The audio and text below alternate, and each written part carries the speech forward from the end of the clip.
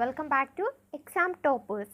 നമുക്കിന്ന് geography 6th standard ജോഗ്രഫിയുടെ first ചാപ്റ്ററിൻ്റെ എക്സസൈസ് ക്വസ്റ്റ്യൻ ആൻസേഴ്സൊക്കെ ഒന്ന് ഡിസ്കസ് ചെയ്യാം. അപ്പോൾ ഈ ചാപ്റ്ററിൻ്റെ ക്ലാസ് നിങ്ങൾക്ക് അറ്റൻഡ് ചെയ്യാനായിട്ട് കുഞ്ഞീസ് ക്ലാസ് എന്ന് പറയുന്ന യൂട്യൂബ് ചാനൽ കൂടി സബ്സ്ക്രൈബ് ചെയ്യുക, വീഡിയോസൊക്കെ കാണുക.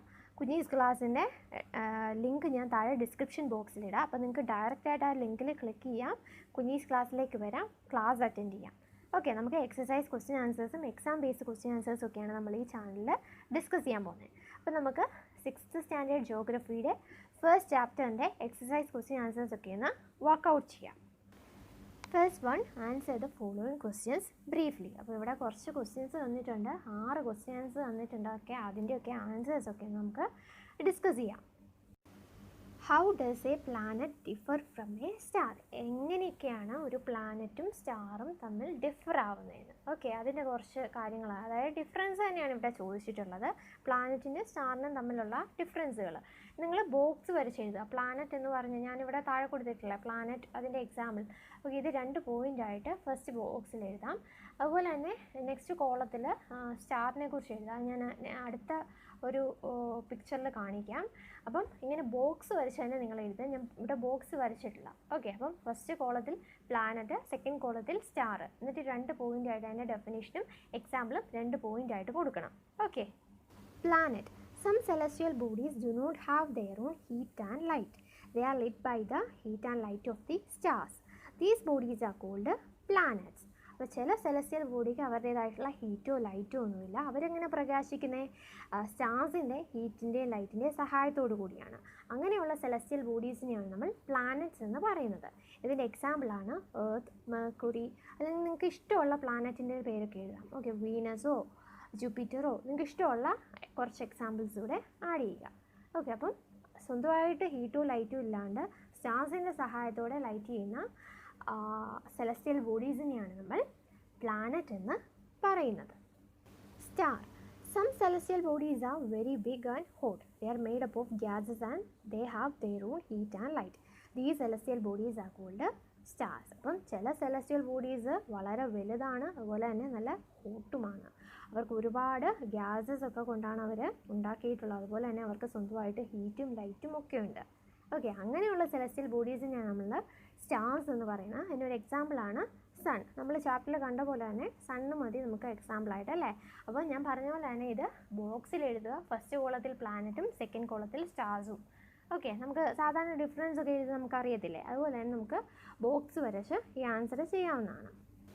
What is meant by the solar system? എന്താണ് സോളാർ സിസ്റ്റം?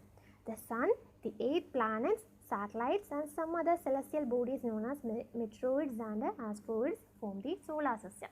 അപ്പം ഇതൊക്കെ ചേരുന്നതാണ് ഒരു സോളാർ സിസ്റ്റം. എന്തൊക്കെയുണ്ട് അവിടെ? സണ്ണുണ്ട്, 8 planets, സാറ്റലൈറ്റ്സ്, പിന്നെ മെറ്ററോയിഡ്സും ആസ്ട്രോയിഡ്സും. ഓക്കെ, ഇതെല്ലാം കൂടെ ഫോം ചെയ്യുന്നതാണ് നമ്മുടെ solar system.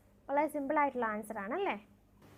Name all the planets according to their distance from the sun. അപ്പോൾ നമ്മൾ ചാപ്റ്ററിൽ കണ്ട പോലെ തന്നെ ചാപ്റ്ററിലും ഇങ്ങനെയാണ്, സണ്ണിൽ നിന്നുള്ള ദൂരം കൂടുന്നതനുസരിച്ചാണ് നമ്മൾ പ്ലാനറ്റ്സിൻ്റെ പേര് മെൻഷൻ ചെയ്തത്, അല്ലേ? അതുപോലെ തന്നെ ഇവർ ചോദിച്ചിരിക്കുകയാണ് അങ്ങനെ പ്ലാനറ്റ്സ് സണ്ണിൽ നിന്നുള്ള ഡിസ്റ്റൻസ് കൂടുന്നതനുസരിച്ച് പ്ലാനറ്റ്സിൻ്റെ പേര് പറയാൻ. The planets arranged as per their distance from the sun are Mercury, Venus, Earth, Mars, Jupiter, Saturn, Uranus and Neptune. അപ്പം ഇതാണ് പ്ലാനറ്റ്സിൻ്റെ ആ ഒരു ഡിസ്റ്റൻസ് അനുസരിച്ചുള്ള പേര്. ഓക്കെ, അപ്പോൾ ഇത് ജസ്റ്റ് ഒന്ന് ഓർത്ത് വെക്കുക. ഈ പ്ലാനറ്റ്സിൻ്റെ ഈ ഓർഡറിൽ തന്നെ ഈ പേരൊക്കെ ഒന്ന് ഓർത്ത് വെക്കുക. Why is the earth called a unique planet? എർത്തിനെ എന്തുകൊണ്ടാണ് ഒരു യുണീക്ക് പ്ലാനറ്റ് എന്ന് പറയുന്നത്? Okay, the earth is regarded as a unique planet because of the following reasons. ഈ കാരണങ്ങൾ കൊണ്ടാണ് എർത്തിനെ നമ്മൾ യുണീക്ക് പ്ലാനറ്റ് എന്ന് പറയുന്നത്. ഓക്കെ, അപ്പോൾ 3 റീസൺസ് ആണ്. നമുക്ക് 3 റീസൺസും നോക്കാം. First one, it is the only planet known to support life. It has oxygen and water present in proportions that allow life to thrive.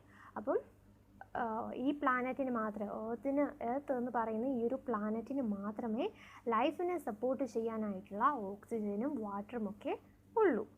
It also has A temperature range that supports life. അതുപോലെ തന്നെ ഇവിടുത്തെ ടെമ്പറേച്ചറും മനുഷ്യർക്ക് അല്ലെങ്കിൽ മറ്റ് ജീവജാലങ്ങൾക്ക് ജീവിക്കത്തക്ക വിധത്തിൽ അല്ലെങ്കിൽ അവരുടെയൊക്കെ ലൈഫിനെ സപ്പോർട്ട് ചെയ്യുന്ന വിധത്തിലുള്ള ടെമ്പറേച്ചറാണ് ഇവിടെ ഉള്ളത്. The proportion of water present is about 2/3 of the surface of Earth when compared to land. അതുപോലെ തന്നെ ഇവിടുത്തെ ജലാംശം എന്ന് പറയുന്നത് ലാൻഡുമായിട്ട് കമ്പയർ ചെയ്യുമ്പം 2/3 ആണ്. ഓക്കെ, അതുകൊണ്ട് തന്നെയാണ് ഈ എർത്തിനെ യുണീക്ക് പ്ലാനറ്റ് എന്ന് പറയുന്നത്. മറ്റൊരു പ്ലാനറ്റിലും ഇല്ലാത്ത ലൈഫ് സപ്പോർട്ടിങ് ഫെസിലിറ്റീസും അതുപോലെ വാട്ടറിൻ്റെ പ്രൊപ്പോർഷനൊക്കെ ഡിഫറെൻ്റ് ആയതുകൊണ്ടാണ് ഈ എർത്തിനെ യുണീക്ക് പ്ലാനറ്റ് എന്ന് നമ്മൾ പറയുന്നത്. Why do we see only one side of the moon always? നമ്മൾ എപ്പോഴും മൂണിൻ്റെ ഒരു സൈഡ് മാത്രമേ കാണത്തുള്ളൂ. അതെന്തുകൊണ്ടാണ് ചോദിച്ചേക്കുന്നത്? One revolution of the moon around the earth takes about 27 days. Incidentally, the moon's rotation about its own axis also takes nearly the same time. One day of the moon is equal to 27 earth days. So only one side of the moon can be seen from the earth. അതായത് മൂണിന് മൂണിൻ്റെ ഒരു revolution എന്ന് പറയുന്നത് 27 days ആണ്. നമ്മുടെ എർത്തിലെ 27 ദിവസം കൊണ്ടാണ് മൂണൊന്ന് revolve ചെയ്യുന്നത്.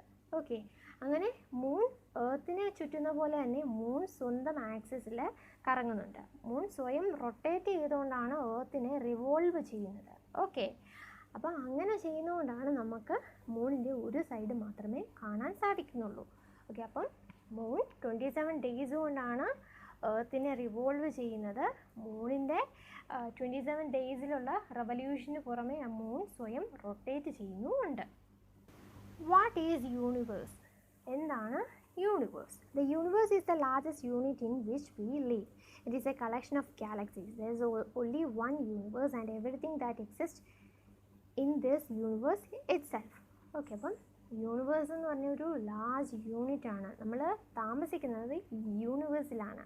അതുപോലെ തന്നെ ഒരുപാട് ഗാലക്സിയുടെ കളക്ഷൻ ഉണ്ട് യൂണിവേഴ്സിൽ. ഓക്കെ, അപ്പം ഈ യൂണിവേഴ്സാണ് ഒരേ ഒരു സ്ഥലം എവിടെ ലൈഫ് എക്സിസ്റ്റ് ചെയ്യാൻ പറ്റുന്ന അല്ലെങ്കിൽ നമ്മൾ ജീവിക്കുന്ന ആ ഒരു സ്ഥലമാണ് യൂണിവേഴ്സ് എന്ന് പറയുന്നത്. Second question, tick the correct answer. Correct answer tick ചെയ്യാനായിട്ട്. The planet known as the earth's twin is. എർത്തിനെ പോലെ തന്നെ സെയിം ആണെന്ന് നമ്മൾ പറയുന്ന പ്ലാനറ്റ് ഏതാണെന്ന്, അതായത് എർത്തിൻ്റെ ട്വിൻ എന്ന് അറിയപ്പെടുന്ന പ്ലാനറ്റ് ഏതാണത്? വീനസ്. അപ്പോൾ option 3 Venus. Which is the third nearest planet to the sun? സണ്ണിനോട് മൂന്നാമതായിട്ട് അടുത്തിരിക്കുന്ന പ്ലാനറ്റ് ഏതാണ്? എർത്ത്. അപ്പം option 2 earth. All the planets move around the സണ്ണിനെ ഏത് പാത്തിലൂടെയാണ് ഈ പ്ലാനറ്റ്സ് ഒക്കെ സണ്ണിന് ചുറ്റും മൂവ് ചെയ്യുന്നത്? ഏത് പാത്തിലൂടെയാണ്? Option 3 elongated path. The pole star indicates the direction to the. ഏത് ഡിറക്ഷനിലേക്കാണ് പോൾ സ്റ്റാർ കാണുന്നത്? നമ്മൾ ചാപ്റ്ററിൽ പഠിച്ചായിരുന്നു. ഏതാണത്? Second option north. Asteroids are found between the orbits of. രണ്ട് പ്ലാനറ്റ്സിൻ്റെ പ്ലാനറ്റ്സിനിടയ്ക്കുള്ള ഓർബിറ്റിലാണ് ആസ്ട്രോയിഡ്സ് കാണപ്പെടുന്നത്. അത് ഏതൊക്കെ പ്ലാനറ്റ്സ് ആണെന്നാണ് ചോദിച്ചിരിക്കുന്നത്. മാർസും ജൂപ്പിറ്ററും. അപ്പോൾ second option Mars and Jupiter. Question number 3, fill in the blanks. A group of dash forming various patterns is called a dash. A group of stars forming various patterns is called a constellation. A huge system of stars is called a. എന്താണ് huge system of stars എന്ന് നമ്മൾ പറയുന്നത്? Galaxy. Okay, dash is the closest celestial body to our Earth. നമ്മുടെ എർത്തിനോട് കുറച്ചുകൂടെ അടുത്തുള്ള celestial body ഏതാണെന്ന്? അത് ഒബ്വിയസ്ലി നമ്മുടെ സാറ്റലൈറ്റ് ആയിരിക്കും അല്ലേ? നമ്മുടെ എർത്തിൻ്റെ സാറ്റലൈറ്റ് ഏതാ? Moon. So the moon is the closest celestial body to our earth. Dash is the third nearest planet to the sun. നമ്മളിപ്പം ടിക്ക് ദി കറക്റ്റ് ആൻസറിൽ നമ്മൾ കണ്ടുപിടിച്ചാണ് അല്ലേ? The earth is the third nearest planet to the sun. Planets do not have their own dash and dash. ഇത് നമ്മൾ question ആൻസറിൽ പഠിച്ചതാണ്. പ്ലാനറ്റും സ്റ്റാർസും തമ്മിലുള്ള ആ ഒരു ഡിഫറൻസിൻ്റെ ക്വസ്റ്റ്യൻ ആൻസർ ഇല്ലായിരുന്നു, ഫസ്റ്റ് വൺ. അതിൽ നമ്മൾ പഠിച്ചായിരുന്നു പ്ലാനറ്റ്സിന് എന്താണില്ലാത്ത? ഹീറ്റും ലൈറ്റും ഇല്ല അല്ലേ? അപ്പം planets do not have their own heat and light. അപ്പം ഇത്രയൊക്കെ കുറച്ച് ക്വസ്റ്റ്യൻസേ ഉണ്ടായിരുന്നുള്ളൂ അല്ലേ? ഈ ആൻസർ ദ ഫോളോയിങ് ക്വസ്റ്റ്യൻസൊക്കെ നിങ്ങൾ നോട്ട്ബുക്കിൽ എഴുതിയെടുത്ത് പഠിക്കുക. അതുപോലെ ഈ കറക്റ്റ് ആൻസേഴ്സ് ടിക്ക് ചെയ്യാനുള്ള ക്വസ്റ്റ്യൻസും ഫിൽ ഇൻ ദ ബ്ലാങ്ക്സും ഒക്കെ നമ്മുടെ ടെക്സ്റ്റ് ബുക്കിൽ തന്നെ എഴുതിയിട്ട് പഠിക്കുക. ഓക്കെ, അപ്പം ഈ എക്സസൈസ് ക്വസ്റ്റ്യൻ ആൻസേഴ്സൊക്കെ പഠിച്ചിരിക്കുക. ഞാൻ ഉടൻ തന്നെ എക്സാം ബേസ്ഡ് ക്വസ്റ്റ്യൻസ്, ഈ ചാപ്റ്ററിൻ്റെ എക്സാം ബേസ്ഡ് ക്വസ്റ്റ്യൻസ് ഇടും. അപ്പോൾ എല്ലാവരും സബ്സ്ക്രൈബ് ചെയ്ത് നോട്ടിഫിക്കേഷൻസ് ഒക്കെ ഓൺ ആക്കി വെക്കുക. പിന്നെ ഞാൻ പറഞ്ഞ പോലെ തന്നെ ഈ ചാപ്റ്ററിൻ്റെ ക്ലാസ് അറ്റൻഡ് ചെയ്യാനായിട്ട് കുഞ്ഞി ക്ലാസ് എല്ലാവരും അറ്റൻഡ് ചെയ്യുക. അതിൻ്റെ ലിങ്ക് ഞാൻ താഴെ ഡിസ്ക്രിപ്ഷൻ ബോക്സിൽ ഇടാം. ഓക്കെ, അപ്പോൾ നമുക്ക് ഈ ചാപ്റ്ററിൻ്റെ എക്സാം ബേസ്ഡ് ക്വസ്റ്റ്യൻസ് അല്ലെങ്കിൽ ഇമ്പോർട്ടൻറ്റ് ക്വസ്റ്റ്യൻസ് അതും അല്ലെങ്കിൽ നമ്മുടെ പ്രീവിയസ് ഇയർ ക്വസ്റ്റ്യൻസ് ഒക്കെ ആയിട്ട് കാണാം. അതുവരെ എല്ലാവർക്കും ബൈ.